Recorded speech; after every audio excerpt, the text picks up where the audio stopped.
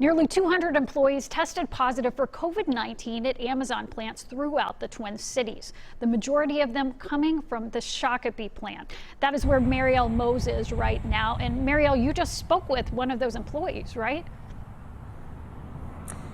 Susan Elizabeth, yeah, I just finished speaking with an employee who works here at the Shakopee plant, and he told me that the company has been telling them about positive cases that have popped up at the plant, but the numbers that they've been hearing are far less than what the Minnesota Health Department is reporting right now.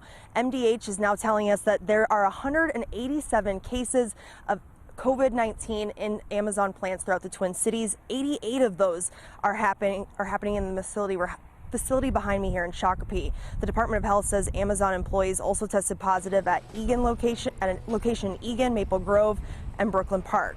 There are also some Amazon employees who tested positive but did not disclose their plant location. Now, these cases didn't happen all at once, but started showing up at the end of April. Majority of them were in May, and then a few have been reported in June so far.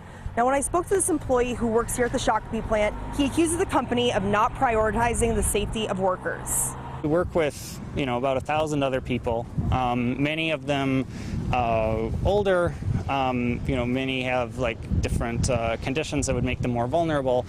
And I really worry that Amazon isn't doing enough to stop the spread to workers who are vulnerable. And then what I really think they should do is offer paid leave for people who have a condition that puts them at greater risk.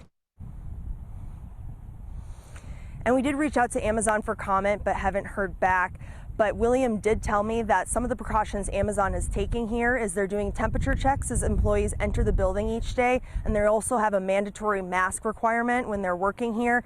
But those simple steps have not prevented cases from happening since the Department of Health is reporting at least 88 here at the Shakopee plant.